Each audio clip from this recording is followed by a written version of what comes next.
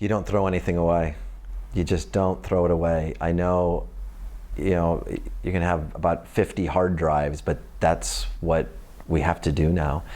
I mean, the Lewinsky example, Dirk Halstead's photograph of Monica Lewinsky is the example everybody goes back to of not throwing work away.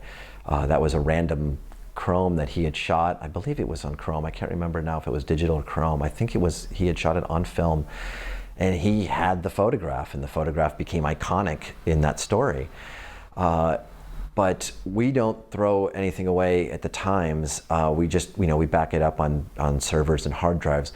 What they have us do is kind of edit out redundancies. If you're at a press conference and there's 80 photographs that are very similar of the mayor talking into a microphone, and hopefully you don't have 80 of that, but if you do have a lot of that, then you might shed some of that a little bit. But I tend not to throw anything away, especially on stories that I have pitched or big news stories or in-depth feature stories. I keep everything and I back it up and I back it up and I back it up.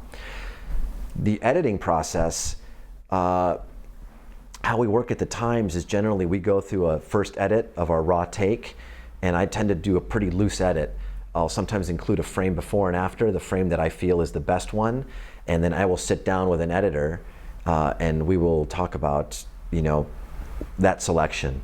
Oftentimes that editor might not be happy with my selection and say, look, I want to see the whole take. And if, they got that much time on their hands, great. And they want to, punish themselves like that, but they'll go through the entire take and we'll talk about, what's working. Now, what do you look for? What I look for is intimacy, trying to bridge that gap of art and information, responsibility to the subject, and if we're doing a story, photographs that actually tell the story.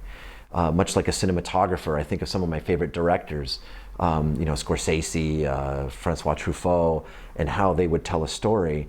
And nowadays, especially with multimedia, we kind of have to think that way more. We just don't think about the photographic image itself, but we have to start thinking about how we're moving in and out of the story, the spatial relationship between photograph to photograph. Maybe some of the photographs are going to serve as transitions from one character to another. It's become much more sophisticated, and now that we're doing recording, if you have a certain sound, you're going to have to show me what's making that sound, otherwise it's going to be too disjointed. So it's like an education process. It is an education process, and we're constantly learning. So editing's tough. There's lots of great photographers. There aren't that many great editors. And if you find a great editor, become their best friend, because they will help you immensely. I was fortunate to have an editor at the Washington Post, Joe Elbert, who was pretty crazy. Sorry, Joe, if you're watching this. But when he was on, he was the best editor I've ever seen. And he could get to the heart of a story, sometimes mercilessly, but he could get to the heart of the story, and he could make you a better photographer. How did they do that? I don't know. I wish I knew. Otherwise, I'd be a great editor. I just think they speak that language. They have understanding and can speak the language of photography.